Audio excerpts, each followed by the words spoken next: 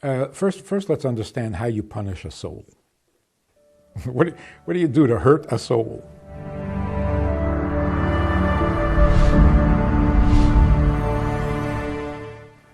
So that, that classical depiction of, the burning with the coals and with the guys with the forks poking you. We're talking about a soul. How do you burn a soul? So obviously that is too physical a description than that. The punishment of a soul is simply its own regret. So we're told that when the soul comes back to heaven, it basically is forced to sit and watch a movie of its own life. And how painful is that? Very painful. But what is the pain? The pain is the regret, the embarrassment. So what does it mean to burn in hell? You burn with shame. It's the embarrassment. And the shame is not I once did that. That's guilt. The shame is I still feel like that. Now that feeling or that memory, the effect of the world on the soul, wears off with time. So by the end of a year, the soul is clean. It doesn't have those feelings anymore. It's a clean, perfect soul, ready to be given a new mission, another life, and sent down in a reincarnation to give it another shot. So it's not God in the business of punishing. On the contrary, the suffering of a soul is its own rehabilitation. It burns off those unpleasant memories, and now it's an innocent soul ready to go on a divine mission again.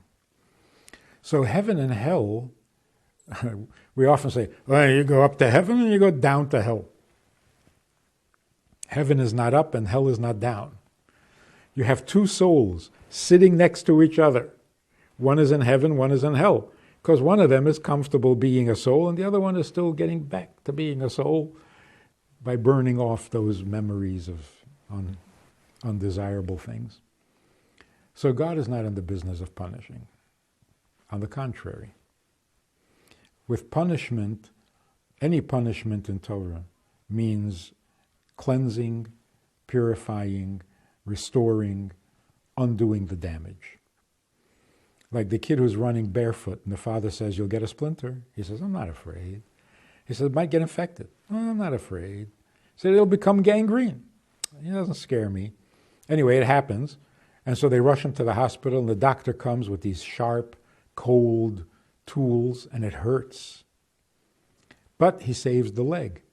Now the kid is running around barefoot. And the father says, don't run around barefoot. You'll get a splinter. He says, I'm not afraid of splinters. He says, it'll get infected. I'm not afraid of infection. So I'll take you to the doctor. He says, oh. He goes and he puts on his shoes. See, that's childish. He's not afraid of the damage. He's afraid of the cure. So I say, you're going to get your foot all messed up and infected. That doesn't scare him. But the doctor will cure you. That scares him.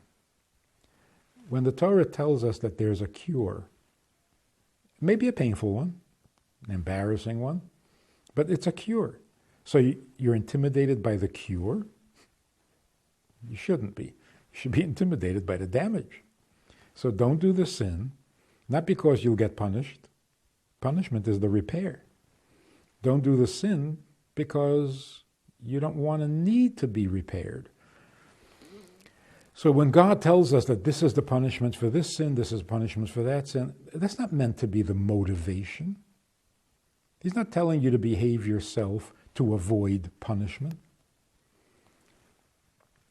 The description of the punishment is really a description of the sin. This is the nature of this sin.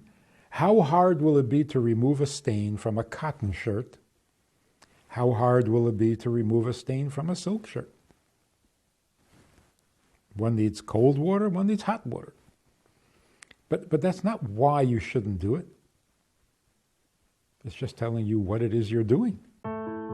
Click subscribe to see more exclusive content for the most sought-after Jewish speakers, teachers, and thinkers.